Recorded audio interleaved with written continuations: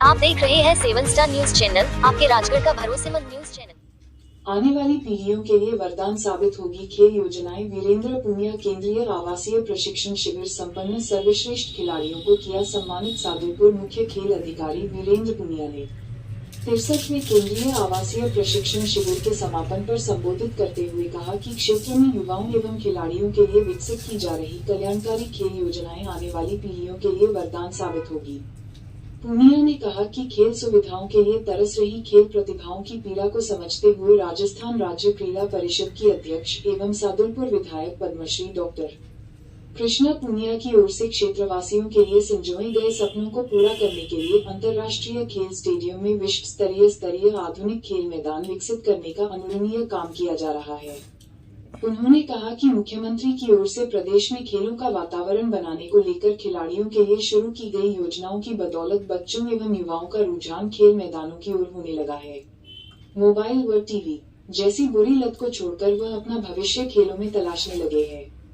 इस मौके पर कार्यक्रम की अध्यक्षता पुलिस उप अधीक्षक इस्लाम खान ने की। समारोह में विशिष्ट अतिथि के रूप में शिरकत करते हुए सेवानिवृत्त पुलिस अधीक्षक नियाज मोहम्मद ने कहा कि खिलाड़ियों को प्रशिक्षण शिविर के दौरान रहने व खाने की अच्छी सुविधा के साथ अनुभवी दक्ष प्रशिक्षकों के द्वारा प्रशिक्षण देने का काम किया गया। इससे पूर्व मंचस्थ अतिथियों का हरियाली का प्रतीक पौधा, साफा व स्मृति चिन्ह प्रदान कर स्वागत किया गया।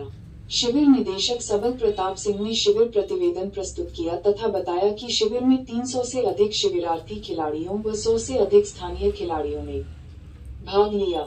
ये रहे सर्वश्रेष्ठ खिलाड़ी। केंद्रीय आवासीय प्रशिक्षण शिविर के कुश्ती में बालक वर्ग अजय कहार, बालिका वर्ग खुशी सोनी, जूडो बालक वर्ग कार्तिक पूनिया, बालिका वर्ग रीना सैनी, वॉलीबॉल बालक वर्ग लोकेश, बालिका वर्ग प्रिया सुथार, खो बालक वर्ग गगन, बालिका वर्ग ईशा, कबड्डी बालक वर्ग मुकेश भाकर, बालिका वर्ग आशा गुर्जर व एथलेटिक्स बालक वर्ग साहिल खान व बालिका वर्ग में दीपिका को सर्वश्रेष्ठ खिलाड़ी के रूप में चयनित करते हुए सम्मानित किया गया।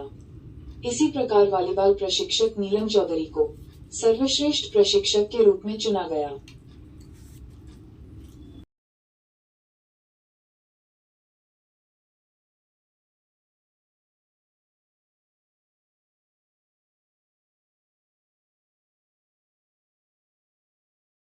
राजगढ़ क्षेत्र से व बाहर से पधारे हुए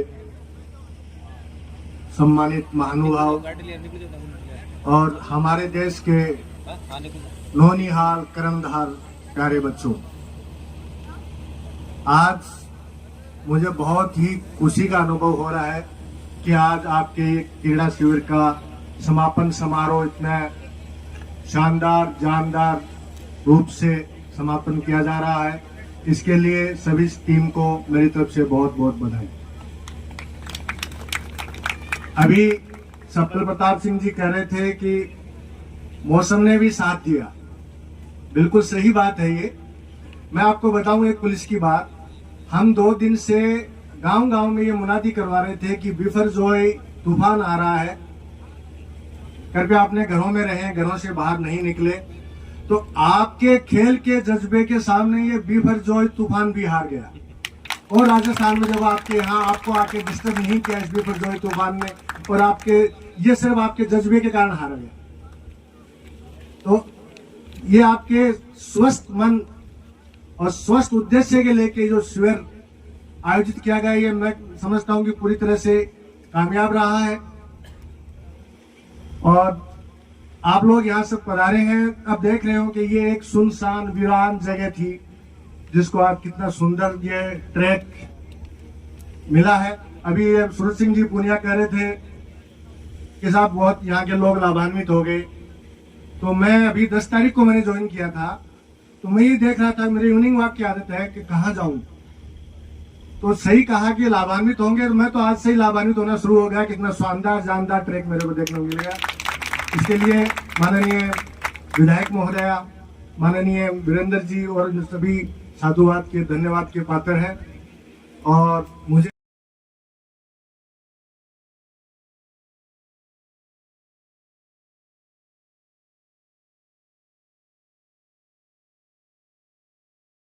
था वो भी काफी बेटर था। यहाँ पर कोई बीमार नहीं हुआ, ये बहुत अच्छी बात थी। मौसम भी अच्छा रहा। एंड सभी लोगों के एफर्ट्स यहाँ पर कोचेस के और यहाँ पर जो एसोसिएशन था उनके एफर्ट्स बहुत अप्रिशिएबल थे। बहुत अच्छे से हम सबका ध्यान रखा और हर चीज की जो हमें चाहिए था वो सब हमें दिया गया है। यहाँ पर हमारी हर नीड्स को सपोर्ट किया है। विधि आयोग के अध्यक्ष भाई कुलदीप पूनिया जी, एसीएफ साहब, सम्मानित मंच, सरपंचगण, ब्लॉक अध्यक्ष, मेरे प्यारे खिलाड़ियों और राजगढ़ के प्रबुद्धजन, गांव से पहुंचे हुए मेरे आदरणीय बुजुर्गों, कोचेज और मीडिया के साथियों, ये पूरे राजस्थान के अंदर हमने ये आवासीय प्रशिक्षण जो शिविर लगाए थे, ये 4 जगह हमने लगाए, जिसमें लगभग 1600 खिलाड़ियों को 21 दिन के लिए ट्रेनिंग दी गई और जिसके अंदर लगभग 2.25 करोड़ रुपए का बजट था इसके अंदर। इसके साथ साथ अभी पिछले दिनों ही हमने माउंट आबू के अंदर जो कैंप था उसका समापन समारोह किया, जिसके अंदर मैं खुद गया था, तो राज्यपाल जी हमारे वहां मुख्य अतिथि थे। उसके बाद बांसवाड़ा के अंदर हमने जो शिविर का समापन किया, उसके अंदर मालवीय जी मुख्य अतिथि थे। वहां पे आदिवासी जो कैंप था 6 गेमों का, उसका समापन समारोह किया।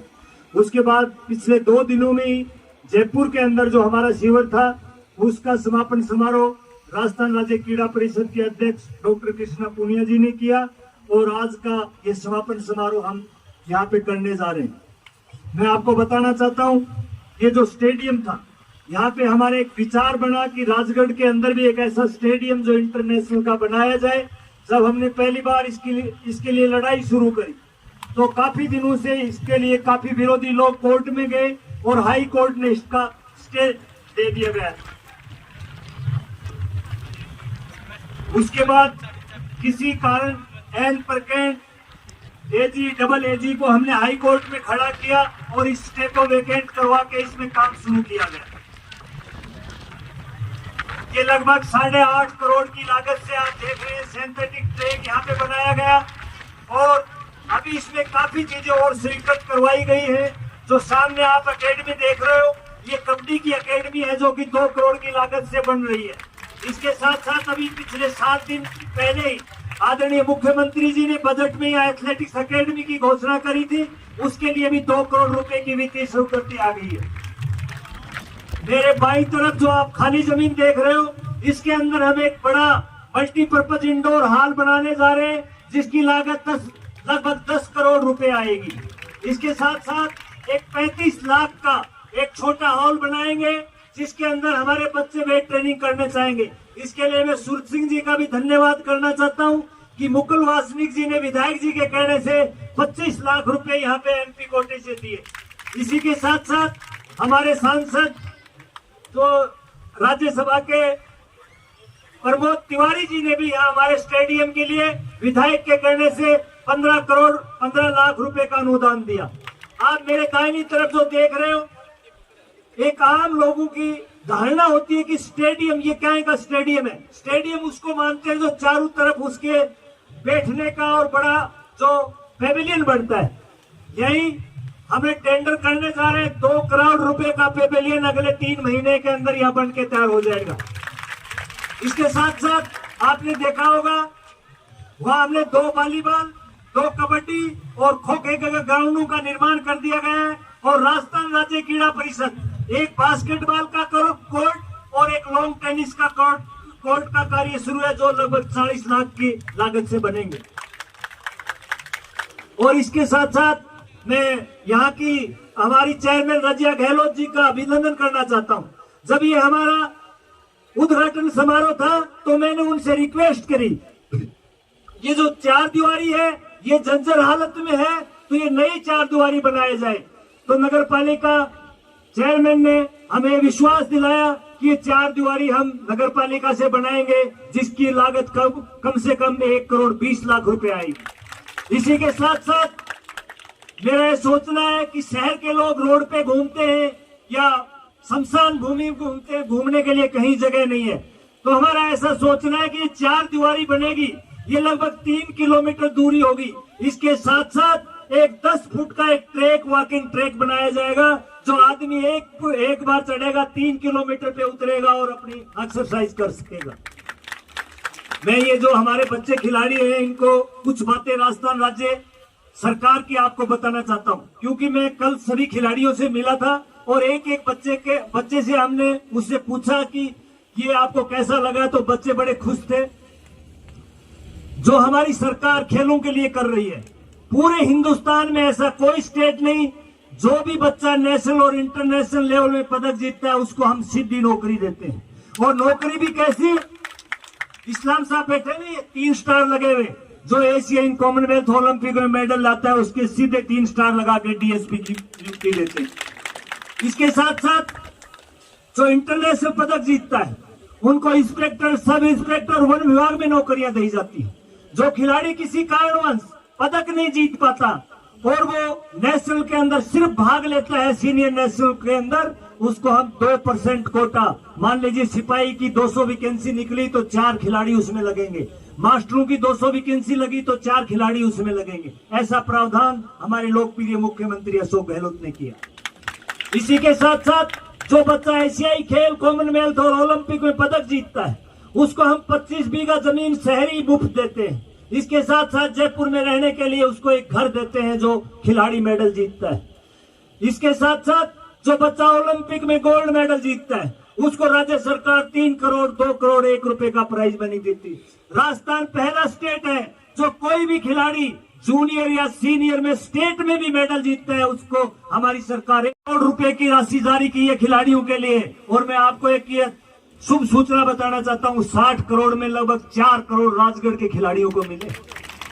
ये स्टेडियम ऐसे ही नहीं बनाया गया। ये आपको लगेगा कि मैं इस स्टेडियम का क्या करूंगा, मैं कॉलेज का क्या करूंगा, नहीं, ये आपकी सोच, आपके विचार, आपका बच्चा नहीं खेलेगा तो आपको बच्चे का बेटा खेलेगा, आपका बच्चे का बेटा कॉलेज में पढ़ेगा, अगर उसको अच्छी एजुकेशन मिलेगी, अच्छे अगर उसको संसाधन मिलेंगे तो वो आपका ही नहीं पूरे समाज और देश का नाम दुनिया में रोशन करेगा। इसलिए इनकी बहुत ज्यादा जरूरत है। अगर ये आज से 20 साल पहले बने हुए थे तो राजगढ़ पता नहीं किस नक्शे पे जाता। ये बड़ी बातें आपको सोचने के लिए, इन पे बिल्कुल आपको विचार करना चाहिए कि ये कोई छोटी चीजें नहीं है, ये आने वाली पीढ़ियों के लिए बड़े काम है। और हमें राजगढ़ वासियों का सौभाग्य है कि हमें ऐसे शानदार और जानदार विधायक यहाँ से मिला जो विकास के हर क्षेत्र में विकास के काम किए। इसके लिए मैं उनका बहुत बहुत आभार प्रकट करना चाहता हूँ। मैं खिलाड़ियों से 2-3 बातें पूछूंगा, बताना भाई जोर से आप। सबल प्रताप जी का ये सबसे, मैं चारों कैंपों का मुख्य शिविर निदेशक भी हूं, तो मैं चारों कैंपों में जाके आया, लेकिन सबसे ज्यादा अनुशासन और सबसे अच्छी डाइट रहने की व्यवस्था थी ये राजगढ़ में थी। इसके लिए मैं सबल प्रताप जी का बहुत बहुत धन्यवाद प्रकट करना चाहता हूँ। जितने बच्चे यहाँ पहुंचे राजगढ़ से अच्छी यादें लेके जाएं और अपने परिवार में जाके इसकी चर्चा करें कि हमने कितने दोस्त बनाए, कितनों के वहाँ क्या क्या किया, अपने माँ बाप को बताएं और जो ट्रेनिंग आपने की है वो अपनी एक डायरी में लिखें और आगे भी जो ट्रेनिंग करते रहें वो अपनी डायरी में लिखें। मैं अपनी सभी हमारे सरपंचगण, जितने कोचेज और मैं योगा टीचर, कहा है वो रामरस, इधर सच्ची बात बताना है। खाने में कोई दिक्कत थी या अच्छा था? कोचेज कैसे थे?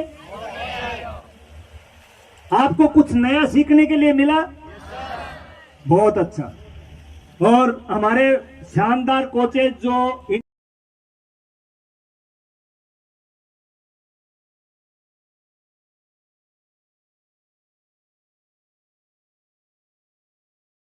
स्टार्टिंग में हमने क्या ऐसे देखा कि राजगढ़ में जो शिविर लगाया है, जनरली तो ये माउंट आबू होता है, तो माउंट आबू से इधर शिफ्ट हुआ तो हमने सोचा कि इतनी गर्मी, पता नहीं वहाँ कैसा माहौल होगा। जैसे ही हम लोग यहाँ आए फिर मौसम देखा तो 2 वीक तो जैसे ऐसे रहा कि माउंट आबू से बहुत बेटर लगा ये चीज़। हमें ऐसा लगा ही नहीं कि हम राजगढ़ में हैं। दूसरा फिर जैसे यहाँ का माउंट आबू में क्या है, ये जो एक्चुअल एयर है वो हमें वहाँ नहीं मिल पाती थी। यहाँ आके हम जैसे हर जो देसी जो चीज़ें थी, जैसे हवा है तो देसी हवा है यहाँ, तो इससे प्लस पॉइंट हमें क्या मिला कि जो बच्चे थे यहाँ कोई ऐसा बच्चा नहीं था जो बीमार हुआ। खाने का बिल्कुल घर का दूध था, छाछ थी, सब्जियां थी वो घर की जैसे देसी जो चीज थी। तो इसमें हमें प्लस पॉइंट ये हमारा ये रहा कि यहाँ जो देसी सब्जी वगैरह सब्जी सारी चीज़ें मतलब हमें शुद्ध मिली हैं, कहने का मतलब ये था। अब जैसे हम यही नेक्स्ट का यही सोच रहे हैं कि कैंप जो है वो माउंट आबू की बजाय हमारा राजगढ़ में हो तो हम अच्छा लगा। आप भी कुछ कहना चाहोगे इस बारे में? ये वाले कैंप का एक्सपीरियंस मुझे बहुत अच्छा लगा। यहाँ पर कोचिंग ट्रेनिंग सारी बहुत अच्छी लगी और मॉर्निंग ट्रेनिंग तो बहुत ही बेस्ट थी। यहाँ के हमने बहुत नई चीज़ें सीखी और यहाँ का रहने का भी सारा अच्छा था। AC रूम्स थे और खाने में भी कोई कमी नहीं थी। बहुत अच्छी डाइट हमें यहाँ पर मिली और हमें बहुत अच्छा लगा।